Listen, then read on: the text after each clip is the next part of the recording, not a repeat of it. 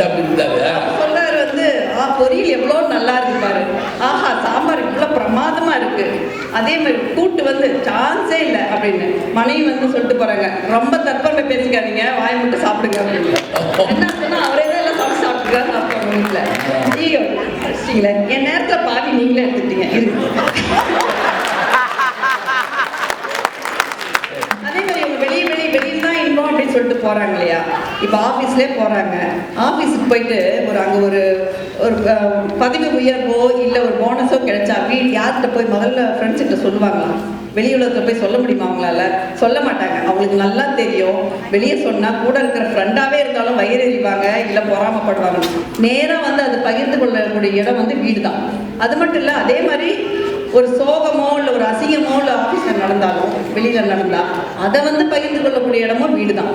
வீடு தான் எந்த உணர்ச்சியோடு நீங்கள் உள்ளே வந்தாலும் உங்களை பேசி உங்களுக்கு ஒரு தெம்பை கொடுத்து உங்களை எழுப்பி நிற்க வைக்கிறது வந்து வீடு தான். அதே மாதிரி வீடுகளில் தாங்க நிறைய நிகழ்ச்சிகள் இருக்கும். திருமணங்களில் நம்மளுக்கு உறவுகளை பாருங்களேன். இவங்க ஃப்ரெண்ட்ஸு வெளியே போகிறாங்க இல்லையா, ஃப்ரெண்ட்ஸை போய் என்னன்னு கூப்பிடுவாங்க? மச்சான்னுவாங்க, மச்சின்னுவாங்க. இல்லை கூட தங்கச்சி இருக்கிறவங்களா இருந்தால் ரொம்ப உஷாராக வந்து ப்ரோனிடுவாங்க. ஆனால் வீட்டில் பாருங்கள் எத்தனை உறவுகள், அப்பா அம்மா அண்ணன் தம்பி சித்தப்பா பெரியப்பா அத்தை மாமா மாமி, எத்தனை உறவுகள் சொல்லிக்கிட்டே போகலாம். இதெல்லாம் சொல்லும் போதே எவ்வளோ இனிமையாக இருக்கு இல்லையா. இதெல்லாம் இல்லாதமா தாங்க எங்க வந்து உட்காந்துருக்கோம் நாங்க. ஸோ இந்த இத்தனை உறவுகள் திறக்க மாட்டேன். நீங்கள் எதாவது கேட்டுட்டா கூட பேசிட்டாரு. இல்லை, இத்தனை உறவுகளும் வந்து போகிற இடம் வீடு தான். ஒரு வீட்டில் வந்து எத்தனை நிகழ்ச்சிகள், இவங்கெல்லாம் வந்து நம்மளோட சந்தோஷமாக இருக்கிறதுக்கு எத்தனை நிகழ்ச்சிகள் இருக்குது. ஒரு திருமணம் நடத்துகிறோம், அத்தனை பேரும் வருவாங்க. பெண்ணாக இருந்தால் கர்ப்பிணியானால் ஒரு வளைகாப்பு நடத்துகிறோம், அது எவ்வளோ எல்லாரும் வந்து போவாங்க. அதுக்கப்புறம் ஒரு குழந்தை பிறந்தா குழந்தைக்கு குழந்தை பிறக்க பார்க்கறதுக்கு வருவாங்க. அதுக்கப்புறம் அதுக்கு பேர் வைக்கிறதுக்கு வருவாங்க, தொட்டில் போடுறதுக்கு வருவாங்க. அதுவே ஒரு பெண் குழந்தையாக இருந்தால் அது பெருசாக வளர்ந்து வரும்போது அதுக்கு ஒரு சடங்கு பண்ணுறதுக்கு வருவாங்க. ஐயா இன்னும் ஒரே ஒரு விஷயத்த சொல்லி நான் முடிச்சிடுறேங்க ஐயா.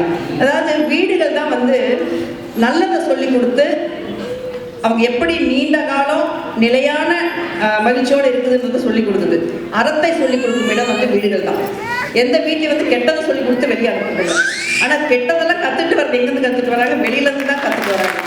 ஒன்றும் இல்லை, நம்ம குழந்தைங்களை வளர்க்குறோம், அது டீனேஜ் ஆகிறப்ப எவ்வளோ பயப்படுறோம் வெளியில் போய் என்னெல்லாம் கற்றுட்டு போதோன்ட்டு. பெரியவங்களும் அப்படி தான், வெளியில தான் கெட்டதெல்லாம் பண்ணுறாங்களே தவிர வீட்டுக்குள்ளே எதுவும் நடக்கிறதில்ல. அதனால் வந்து வீடுகள் தான் அறத்தை வலியுறுத்தி மகிழ்ச்சியை நிலைநாட்ட செய்கிறது என்று கூறி என்னுடைய வாய்ப்புக்கு நன்றி.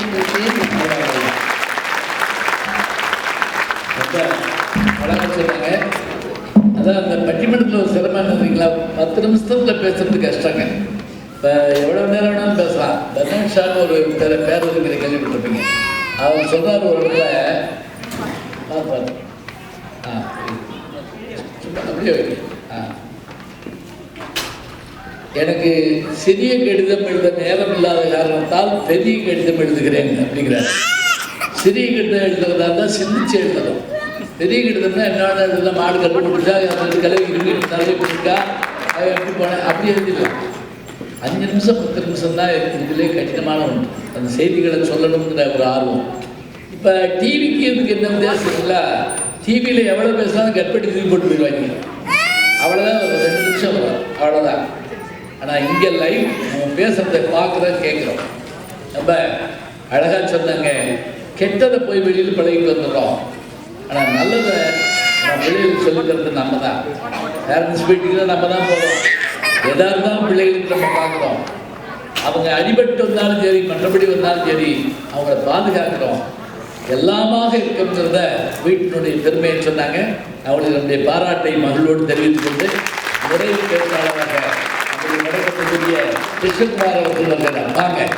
மக்கள் மகிழ்ச்சியாக இருப்பது வெளியில் தான் என்று பேச வருகிறார். பேசி முடிச்ச உடனே நான் தீர்ப்பு சொல்லி நம்மளாம் சாப்பிட போகிறோம். சரியா?